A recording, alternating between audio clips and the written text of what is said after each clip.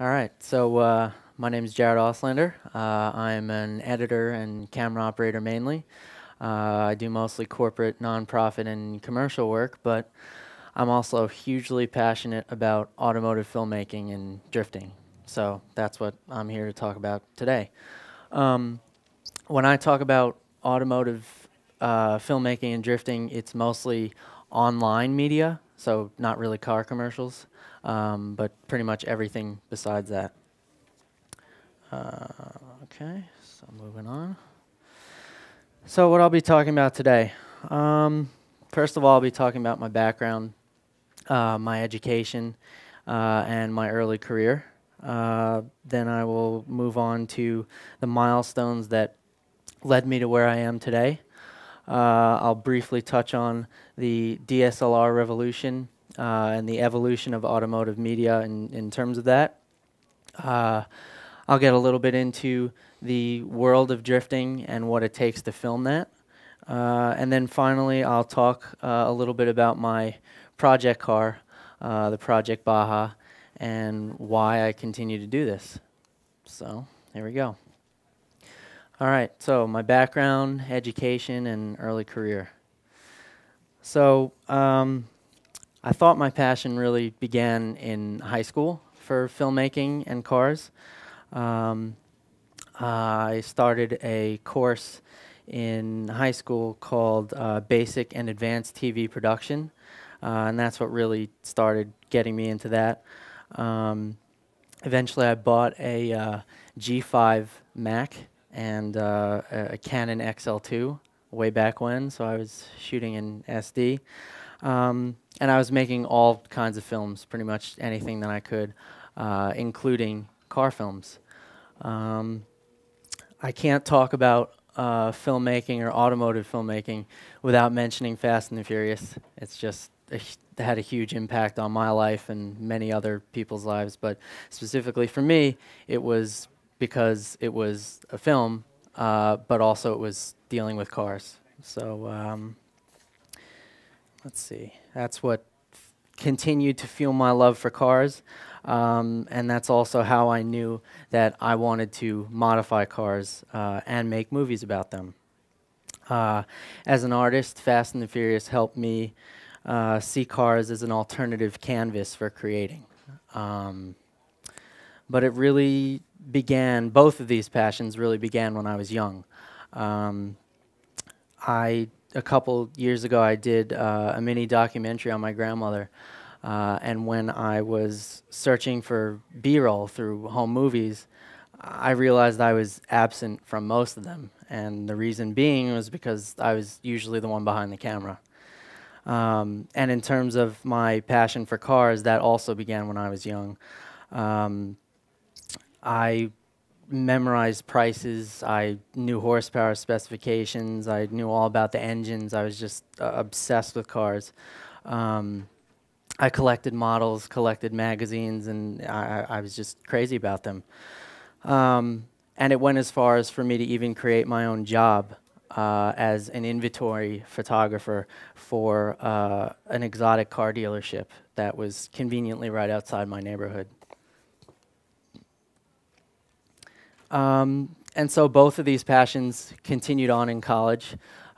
Pictured here is actually one of my first modified cars. I ended up going to Syracuse University, where I majored in television, radio, film. And I ended up doing my senior thesis on a website that I called wheelandtorque.com, which I basically labeled as my automotive video production company. So while everyone else was making scripted shorts and documentaries, I was making a website, a video production website that had anything and everything to do with cars, event coverage, how-tos for installations, and highlight videos of highly modified cars. And during my breaks, during summer breaks, during winter breaks, I was still in the scene. I was making films about cars. Again, this is my car pictured, and so I was bringing this car to shows and meeting people and trying to merge these two passions whenever I could. I ended up getting an internship one year with a good friend of mine, Andy Goodman, who at the time was ran a company for judging car shows, and so he introduced me to the whole world of car shows and judging and things like that. And let's see, already I had gotten some of my work into SEMA. SEMA is the Specialty Equipment Market Association. It's a huge exhibition in Las Vegas, and this is one of the first films that I made for that event.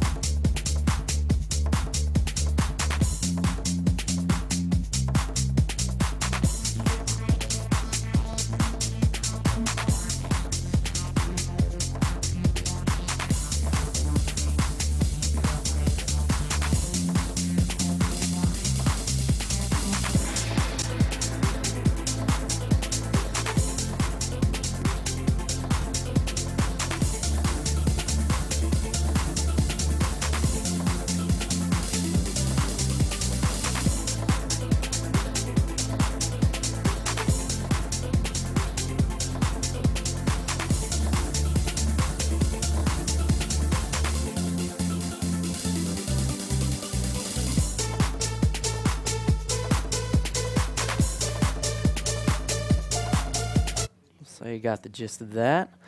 I'll explain more about that build and the car and that person later on in the presentation, but I'm just going to move on to more of my professional experience. So after Syracuse, I ended up getting a job as a runner at the Mill, New York, which is a huge visual effects company. And I started as a runner, so basically I was running errands, I was serving clients food, and just doing very basic things. But I took the opportunity to shoot any time that I could. They had some cameras in their basement, and any opportunity I had to shoot, I was filming. And so most of what I was shooting initially was mostly behind the scenes of jobs that were going on. But eventually I moved up into the content department where they specifically shot things. And I ended up shooting a lot of elements for national commercials. So the easiest way to explain what I was doing is if you think of the E-Trade commercial, for example, the baby doesn't actually talk. I had to light and film a 7-year-old boy saying the lines, and he was then composited by the visual effects artist onto the baby, and that's how the commercials were made. And so I ended up shooting a lot of elements for E-Trade, for Axe, Fiat, and a whole other slew of commercials.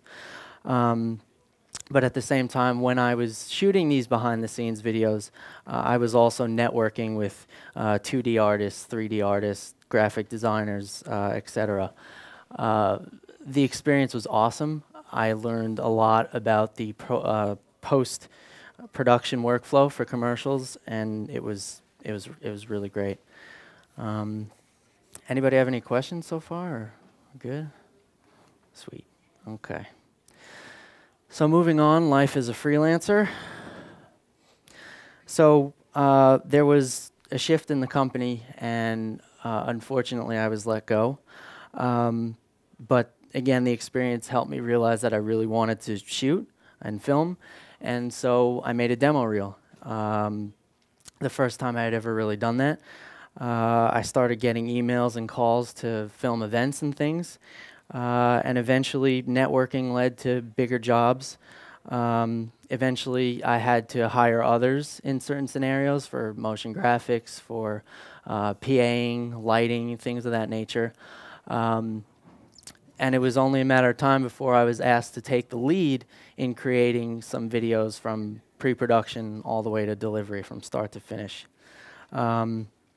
The automotive scene at the time was not so lucrative, and so I realized that, you know, I had to not necessarily take every job, but you know, I had to focus on my career and not necessarily what I loved. At this time, I was also beginning to build my automotive reputation. As I mentioned, I still had my show car. I was bringing that to all sorts of shows and networking in that way. And yeah, so I started meeting people at these shows and showing my automotive work specifically, enough that I was getting recommended to shoot and edit events and profile videos, etc. A key thing to note is that it's really, really a passion-driven industry. I can't express that enough, which meant I constantly had to push for what I wanted. So here is a short film that I made on a friend's car that I'm going to share with you guys.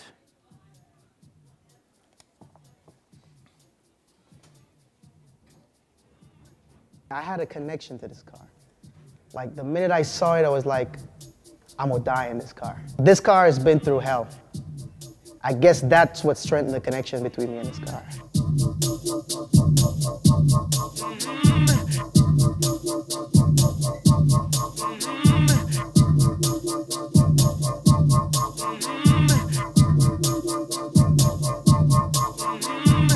It sat in garages maybe 4 years. The first shop they had it, they chopped up my cross member, they chopped up the exhaust, chopped up the harness, chopped it up so bad it was like in a million different pieces.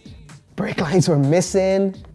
I could have been driving down the highway and I would have crashed because stuff would have fallen off. It sat there for another year and a half. Still wasn't done.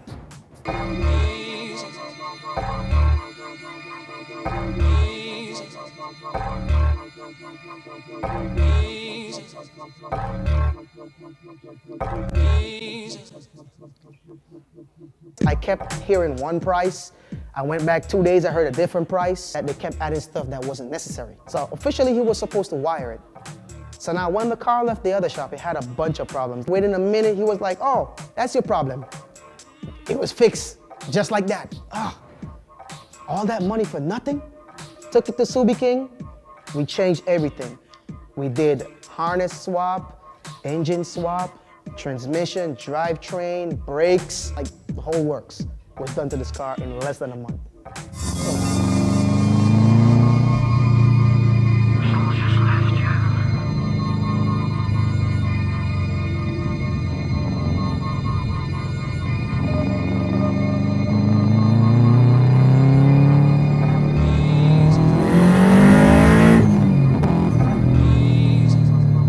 He really is the king of Subarus. He's been working on the car ever since.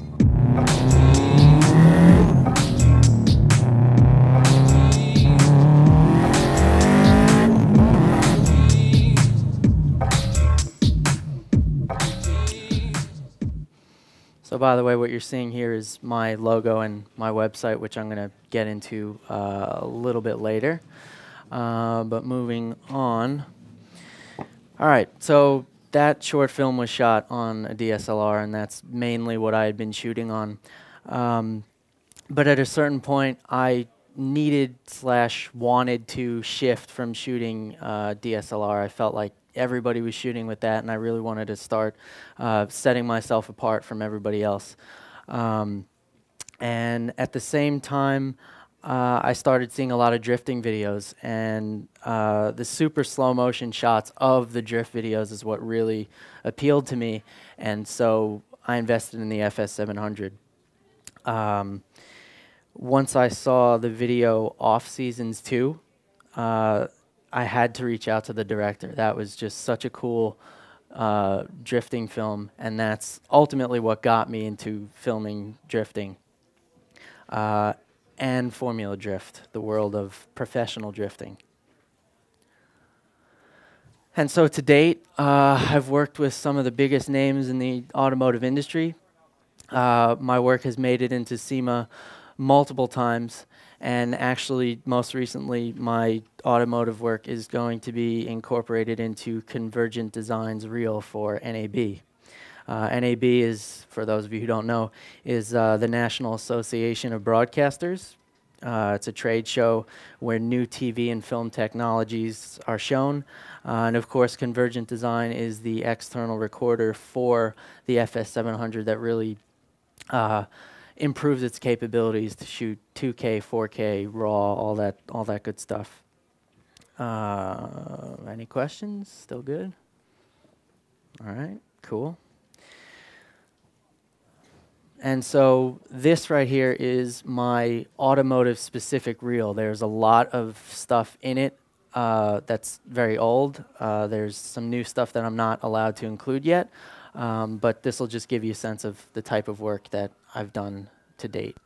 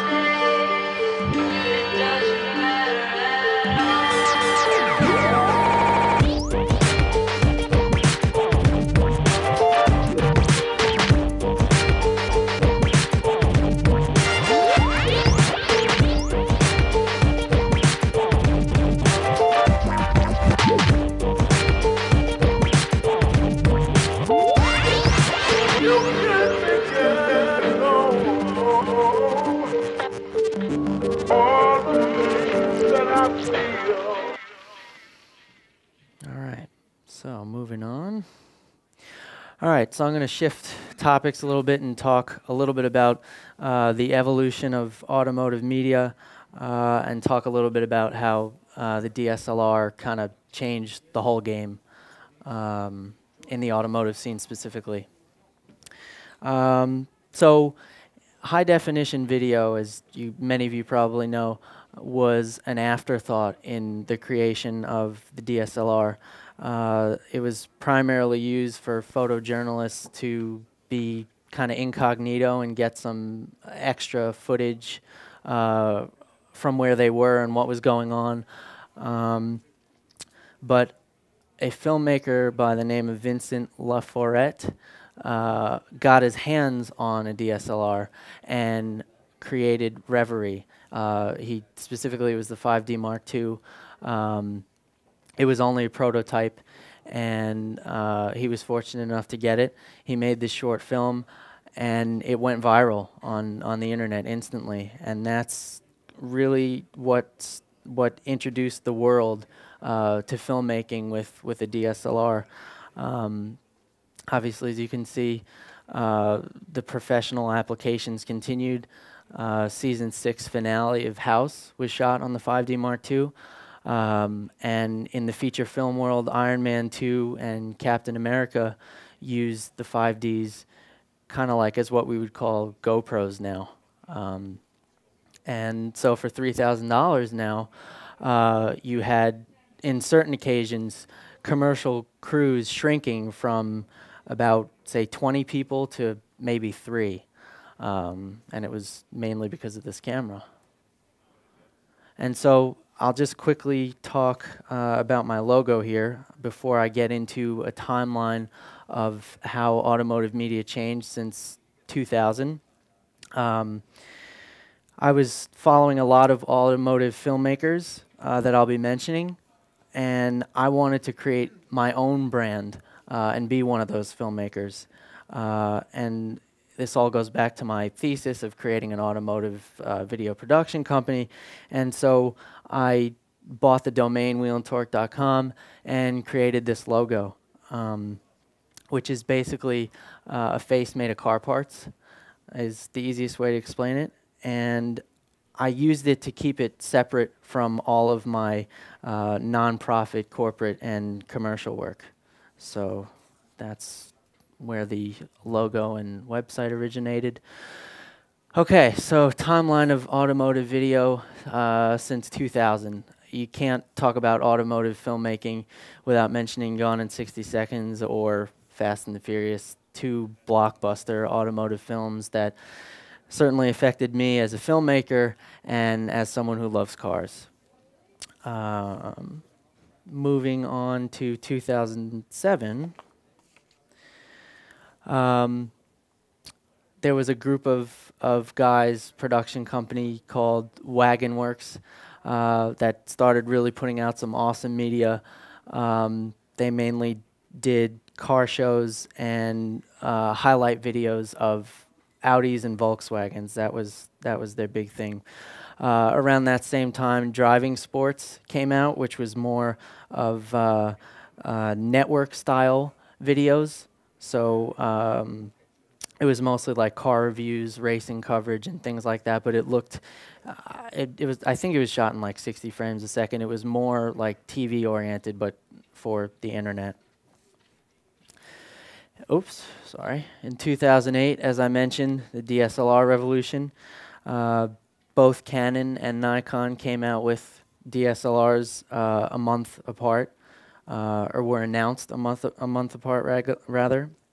The Nikon D90 was announced in August 2008, and the 5D Mark II was announced in September. At the same time, one of the first branding videos involving stunt driving was created. That's what that little thumbnail is over there. I don't know how many of you guys know who Ken Block is. He's the owner of DC Shoes, but also started doing these stunt driving videos. They really took off. To date, there are about 7 of them. They're extremely high budget productions now. And he's launched an entirely separate brand of clothing that focuses more on driving versus skateboarding, snowboarding, shoes, and things of that nature. In 2009, about a year after the DSLRs came out, a group called Format67.net started putting out high-quality productions using the 5D Mark II. They're based somewhere in Europe, and they were the first that I've ever seen to make more artistic films with talent and more of a storyline that also incorporated cars. And they left viewers with a message. They're really artistic films, and they really impacted me. And then in 2011, the guys from Wagon Works rebranded themselves to AWOL TV. And it's kind of a milestone from the standpoint that they really added a higher production value to automotive films. They stuck to the world of Volkswagen and Audi with car shows and profile videos still, but they were now using jib cranes with motorized heads, They were incorporating motion graphics into their work and even sound design, so it was a full high-quality video production.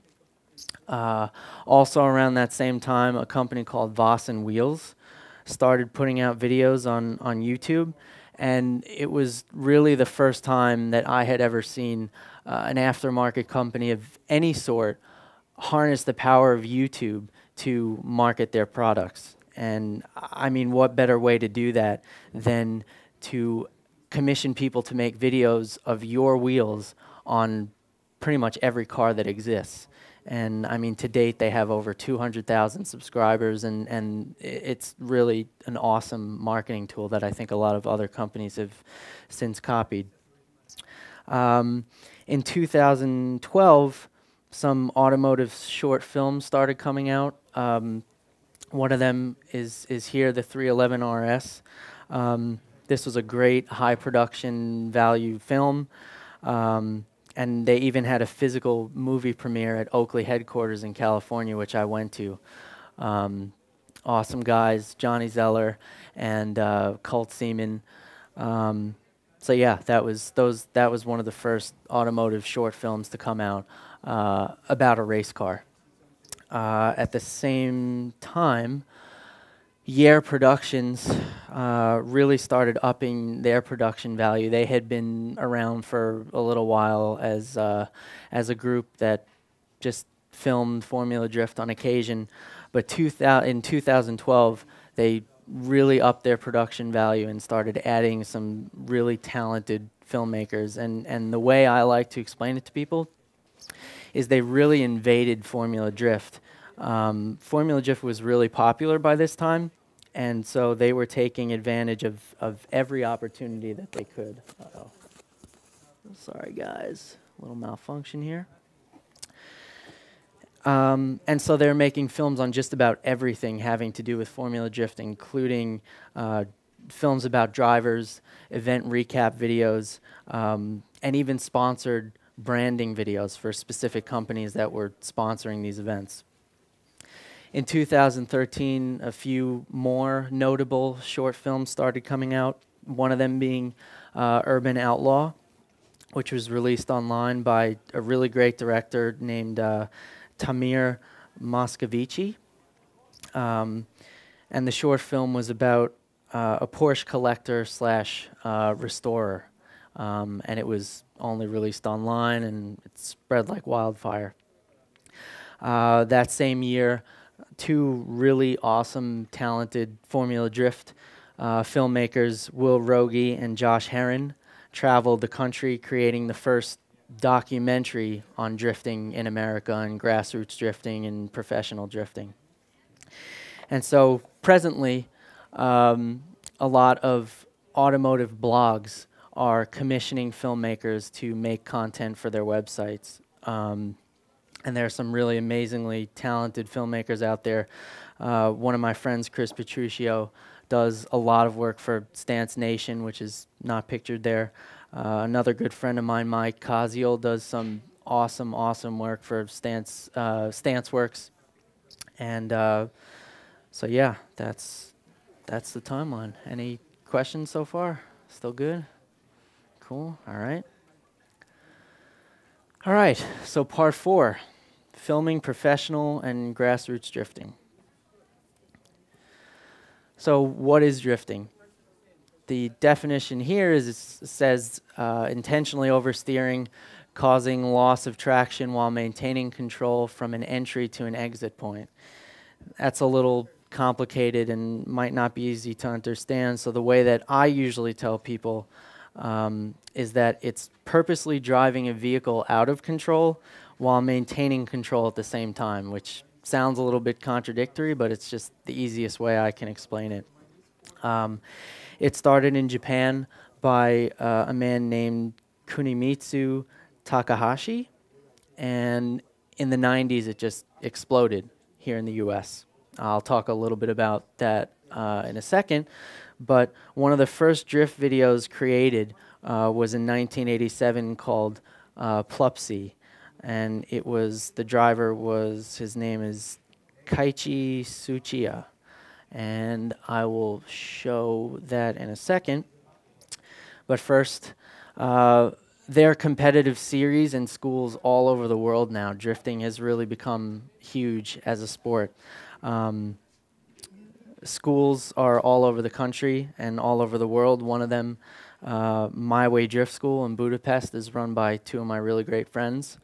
And yeah, it's just huge. So coming up is a short segment from the video Plupsy.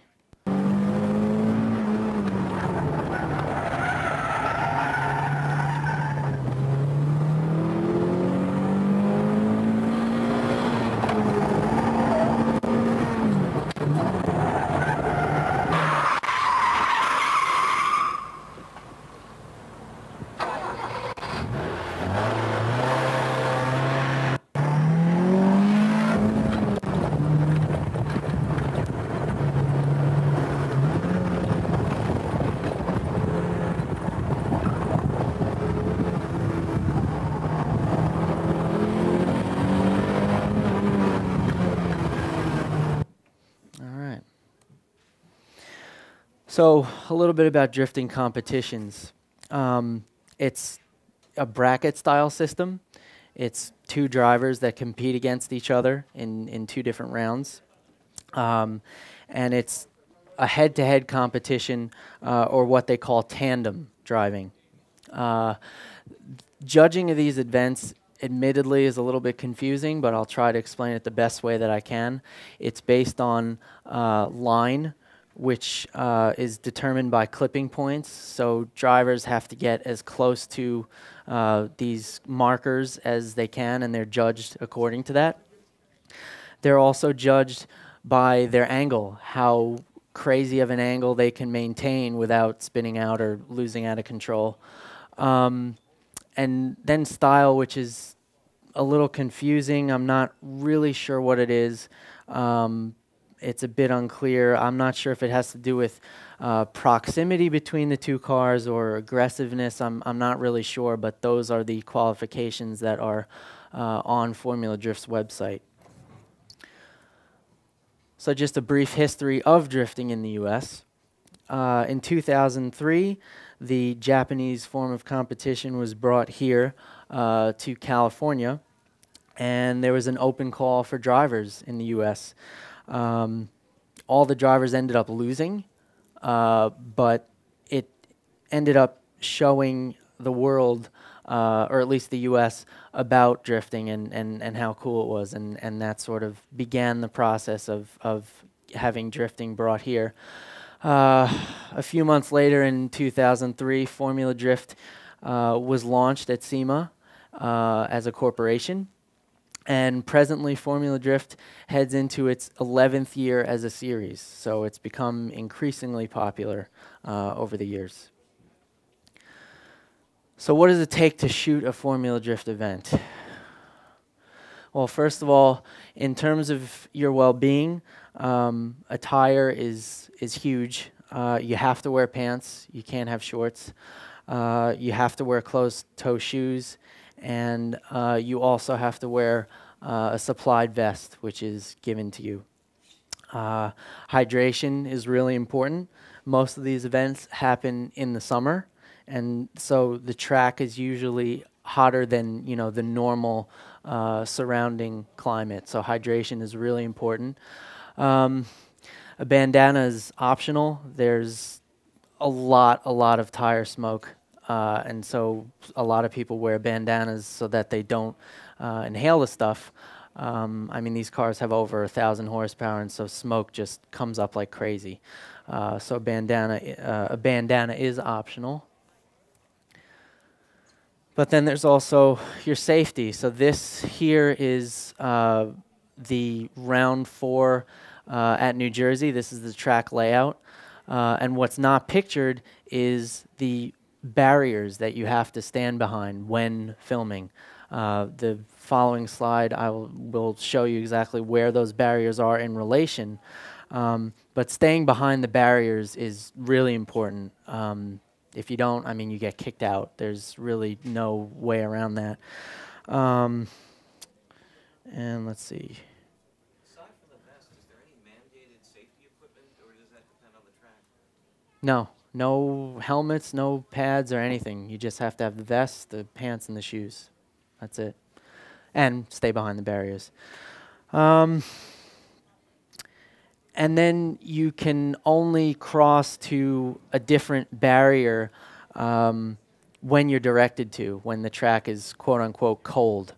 That's usually happens when a tandem competition has ended or when there's a crash, something of that nature. But if you cross when you're not directed to, you're either warned or usually kicked out as well. It's very, very strict because of how fast these cars go. Also, you have to attend a media meeting. You have 2 opportunities to do so. And if you don't attend either one, it doesn't matter how awesome you are at filming, you're not getting on the track to film. So this shows exactly where the barriers are. As you can see in the middle of the track, there are 2, one on either side. Again, this is the New Jersey track. There are tracks all over the country. But then there's that 3rd barrier over there at the exit point. So staying behind them is pretty essential. Something else to consider before I just get into credentials is that because Formula Drift has gotten so popular, media congestion is a huge factor in terms of not only safety, but getting the good shots. So that's kind of an obstacle you have to deal with. In terms of credentials, you have to use a professional camera. Like I said, they've been around for 11 years. They're getting extremely popular. They're continuing to get popular. And so they don't expect anything less than, you know, a 5D or a 7D, a RED, an FS700. Basically just no point and shoots. You also need to have some form of an online audience or be shooting for somebody that has an online audience. The reason for that is, you know, for social media and website traffic, they want to promote the event and just not have you film it to film it. And then finally, this might seem a little contradictory, but you have to have experience shooting drifting. And one way to do that is through other grassroots events. In other words, not professional drifting. There are plenty of those all over the country, from the East Coast to West Coast, and they can really give you a good opportunity to get the experience you need. But once you're in, there's a lot of creative freedom. So as I mentioned earlier with Yair Productions, they really invaded Formula Drift. And one of the things that they focused on was doing branding videos. This particular still frame is for Nitto Tires, a tire company. But you also have creative freedom in terms of if you want to do documentary. So GT Channel is a company that I've actually shot some documentary work for them, following the journey of Falcon Tires Formula Drift race team. And then there are also, you also have the option to do highlight videos, one of which is pictured here for Can I Beat, which I'm actually going to show you now. This was shot on the FS700 with the Odyssey 7Q and edited on Premiere.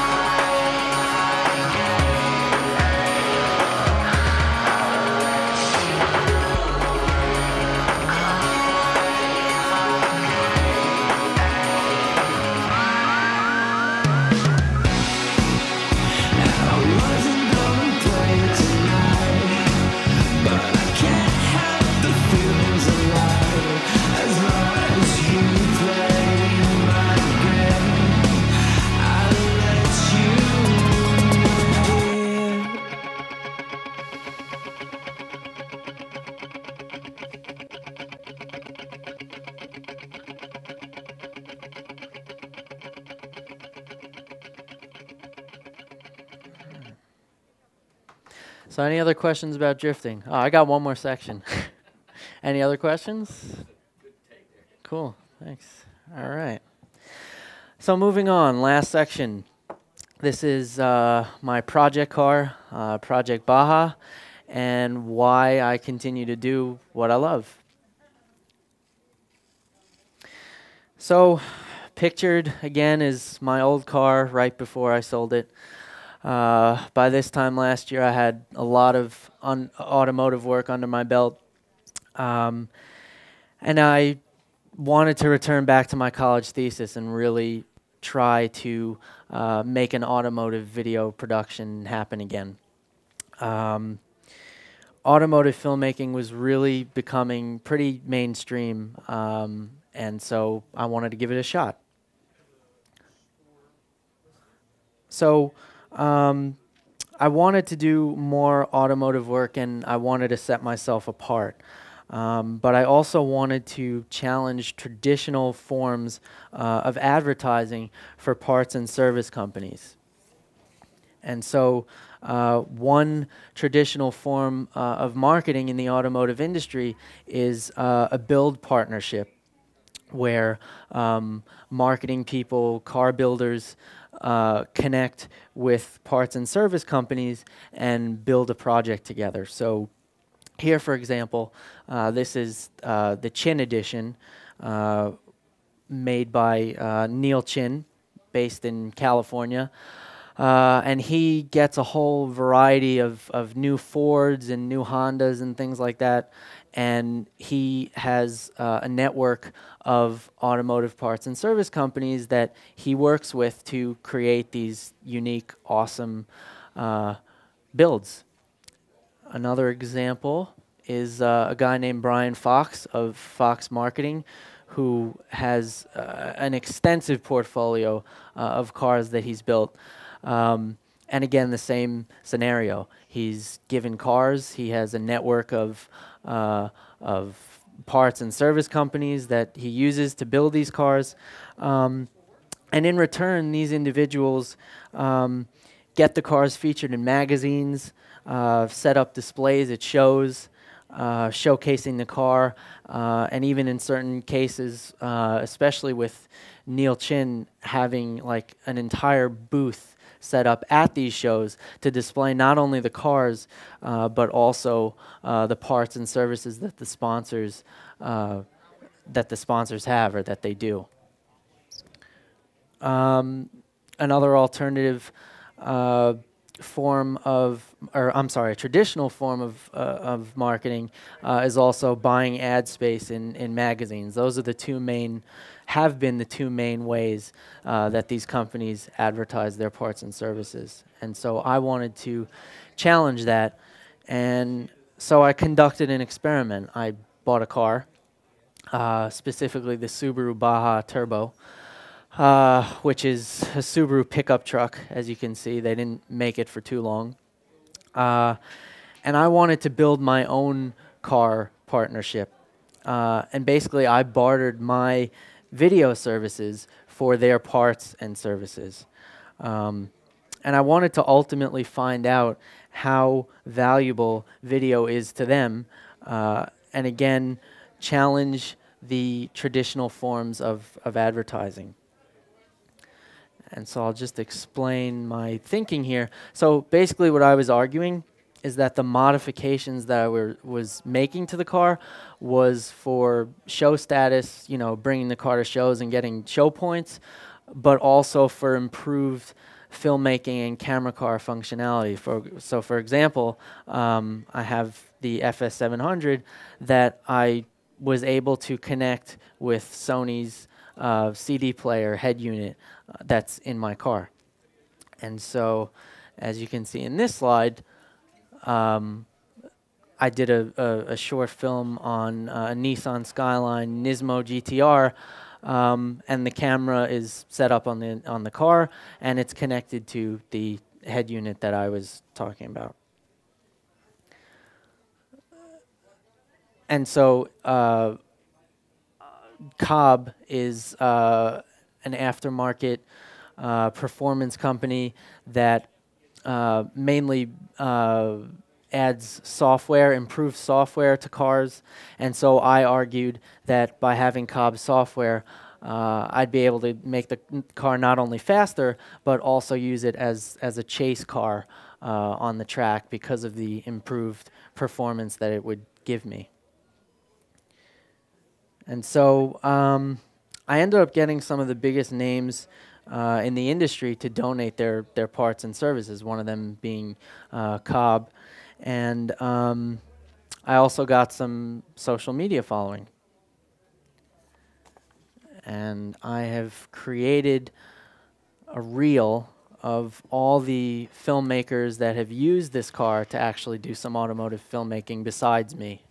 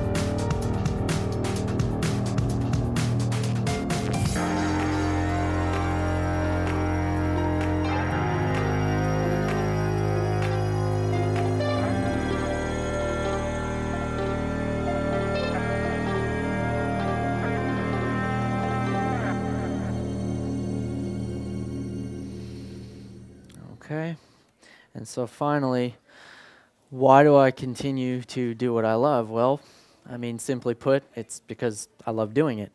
And I had a thing for that, I guess I don't. Oh, the big thing that I want to mention again is that it's a passion-driven industry. So you can't do it necessarily for the money. There's certainly money to be had, but you got to do it because you're passionate about it first. And if nothing else, that's what I learned from this whole process.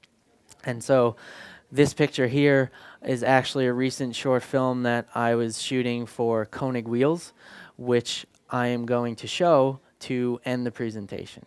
So here it is. This has not yet been released, so you guys are getting a sneak preview, and this will be the end.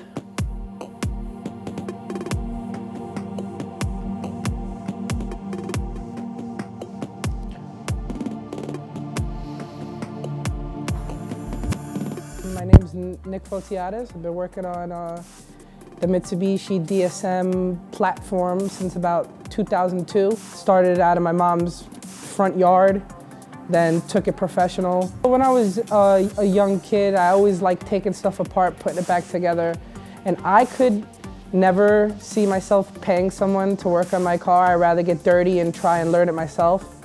With every car that I would get, I'd want to do something different to make it stand above the rest. And I always used to go to my buddy's shop, and he used to do it for me, but it would never come out the exact same way I wanted it.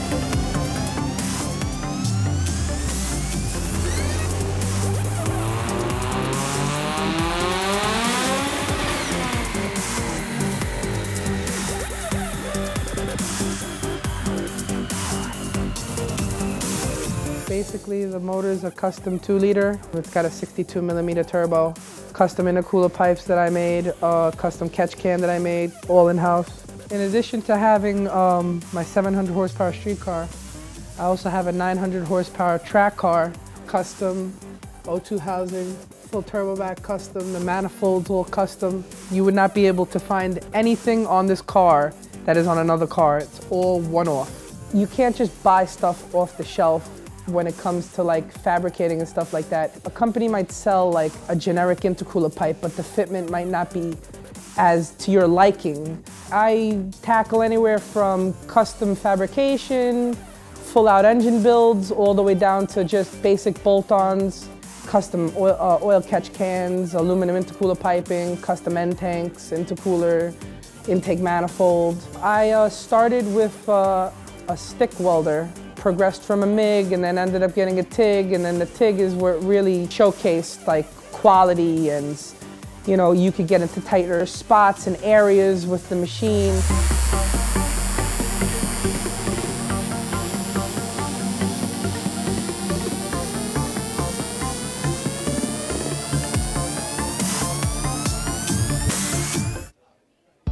You know, I look at a car like a blank palette and I want to paint the picture on it. I make the car to the way I like it or to the way the customer likes it. That's where I really think it's like creativity. When I take the time to make something, I treat it as if it was mine. And I go through every single centimeter of the piece, stitch for stitch, and make sure that that piece is 150%. Quality means to me durability, something that's gonna last over years and years of use. I built this car with reliability and longevity in mind. The reason why I chose these wheels over the competition is the simple fact that I was looking for the durability aspect and the strength. I need something that's not gonna leave me stranded on the side of the road. And with that being said, putting my life in the hands of something, I decided to put my life in the hands of Koenig. All right, so any other questions? All right, that's it. Thank you, guys.